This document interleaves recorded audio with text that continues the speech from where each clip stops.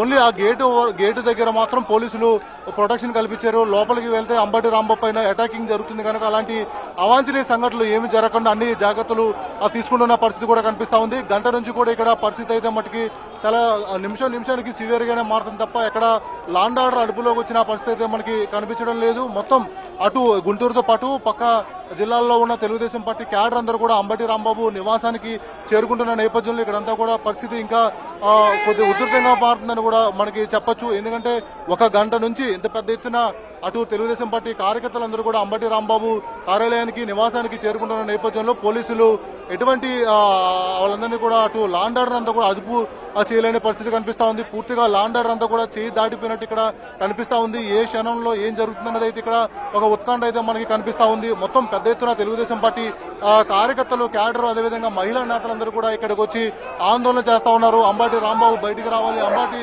రాంబాబు క్షమాపణ చెప్పాలని చెప్పి పెద్ద ఎత్తున వాళ్ళందరూ నినాదాలు చేస్తా ఉన్నారు, డిమాండ్లు చేస్తున్న ఆ పరిస్థితి మనకు కనిపిస్తా ఉంది. ముఖ్యమంత్రిపై ఎలా అనుచిత వ్యాఖ్యలు ఎలా చేస్తారంటూ కూడా పోలీసులకి అదేవిధంగా తెలుగుదేశం పార్టీ క్యాడర్ కూడా వాగ్వాదం చోటు చేసుకుంటా ఉంది. గంట సేపు నుంచి కూడా పోలీసులందరూ ఇక్కడ నుంచి ఖాళీ చేయాలి, ఇక్కడ నుంచి వెళ్ళాలి అని చెప్పి కూడా పోలీసులు చెప్తున్నప్పుడు కూడా వాళ్ళెవరు కూడా వెళ్ళలేని పరిస్థితి కనిపిస్తా ఉంది. పోలీసులకి అదేవిధంగా టీడీపీ క్యాడర్ కి టీడీపీ కార్యకర్తలు కూడా వాగ్వాదం చోటు చేసుకుంటున్న విషయాలు చూడొచ్చు. ఆ గేటు లోపల గేట్లన్నీ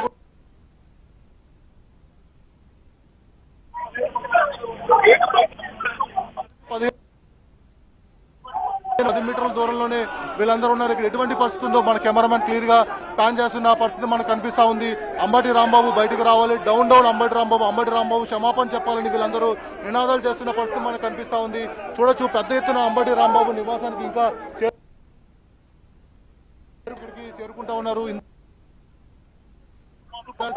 వికలాంగులు వచ్చారు. ఇప్పుడు యువతతో పాటు పక్క ప్లేస్ నుంచి కూడా పెద్ద ఎత్తున తెలుగుదేశం పార్టీ క్యాడర్ అంతా కూడా వస్తా ఉన్నారు. ముఖ్యమంత్రి చంద్రబాబు సీనియర్ పొలిటీషియన్ ని ఆయన పైన అలాంటి వ్యాఖ్యలు ఏ విధంగా చేస్తారో దీనికి అసలు సహించము, అతను క్షమాపణ చెప్పాలి లేకపోతే పోలీసులు అరెస్ట్ చేయాలని చెప్పి కూడా పెద్ద ఎత్తున డిమాండ్లు చేస్తున్న ఆ పరిస్థితి మనకు కనిపిస్తా ఉంది. చూడొచ్చు మనం ఏ విధంగా తెలుగుదేశం పార్టీ శ్రేణులందరూ ఇక్కడ చేరుకున్నారనేది కూడా మనకి చాలా స్పష్టంగా అర్థమవుతా ఉంది. మొత్తం వాళ్ళందరూ కూడా అంబటి రాంబాబు వ్యతిరేకంగా నినాదాలు చేస్తున్న పరిస్థితి మనకి ఇక్కడ చాలా క్లియర్ గా కనిపిస్తా ఉంది.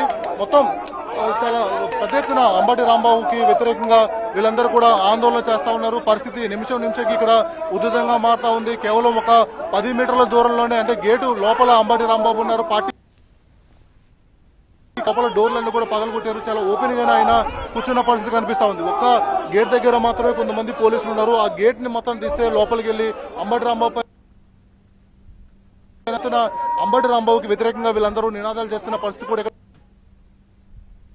అసలు కంట్రోల్ రావట్లేదు. పూర్తిగా అదుపు తప్పుతున్న పరిస్థితి ఇక్కడ కనిపిస్తా ఉంది.